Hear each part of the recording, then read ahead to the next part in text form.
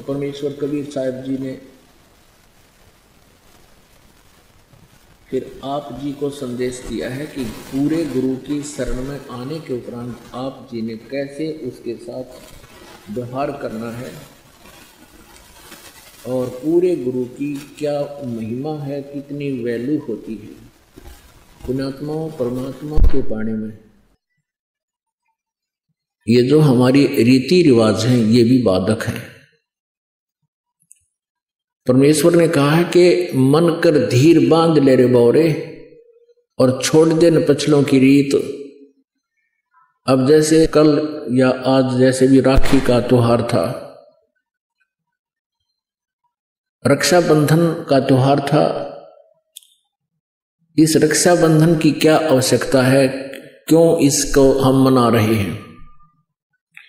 ये काल के चलाए हुए अपने इस टाइम पास करने की खातिर, टाइम वेस्ट करने के लिए और हमें पीड़ित रखने के लिए एक ये रीति बना रखी है।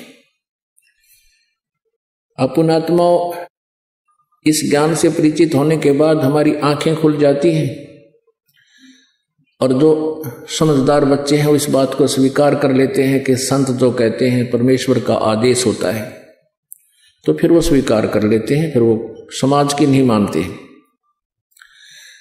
एक बहन ने बताया कि जी उपदेश लेने से पहले मैं राखी बांधने के लिए अपने भाई के वहां घर गई। वही रक्षाबंधन का दिन भाई की इंतजार कर रही थी। दुर्घटना के अंदर भाई की मृत्यु होगी, उसका शव आया, टक्कर मार मार कर रो रही थी। अब रक्षाबंधन की का उद्देश्य क्या है कि भाई राखी इसलिए बांधते हैं कि वो हमारी रक्षा करेगा। और भाई की रक्षा कौन करेगा? हमारा रक्षक। कहते हैं जो रक्षक है उसको हम भूल चुके हैं। हम सब का रक्षक कबीर साहब है। कबीर परमेश्वर पूर्ण ब्रह्म परम अक्षर ब्रह्म।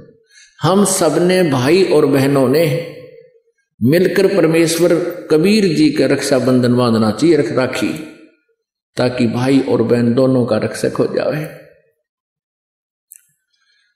कबीर साहब को रक्षाबंधन कैसे बंधेगा? हम उसकी शरण में आ जाएंगे और जो जाकी शरणा बसे ताको ताकी लाज, जल सो ही मछली चढ़ जा बह जाते गजराज। हमने अपने परमात्मा को राखी बांधनी चाहिए।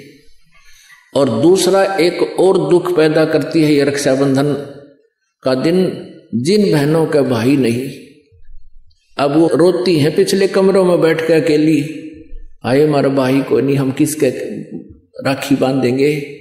कोई चाचा के, कोई ताऊ के, कोई मामा के भाइयों की मुंह की तरफ ताकेंगे हैं और फिर वो न सोचेंगे या पैसे लेने की मारी यहाँ आ जाती है, चाहे ना कहे पर अंदर में जरूर अवश्य होगा, ऐसा होगा। और हमने ऐसा ना करना है। हमने अपने ऊपर कर्जा नहीं चढ़ाना किसी का। तो इसलिए हमने रक्षाबंधन का त्योहार कैसे मनाना है? परमात्मा का नाम ले लेना है। और फिर ये 10वां दिन यहाँ त्योहार होता है, सत्संग होता है, इसमें आकर के हमने इस परमात्मा के ज्ञान को सुनना है।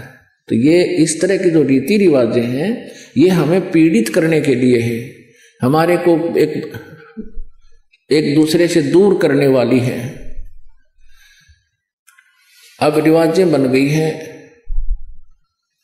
कि बहन राखी बांधन आवेगी, उसको कुछ देना पड़ेगा, एक मजबूरी सी बन गई। तो ये भी हमारे नाते में दरार पैदा करती है। तो पुण्यात्माओं, जिन्होंने परमात्मा पाना है तो परमेश्वर के विधान को अपनाना ही पड़ेगा।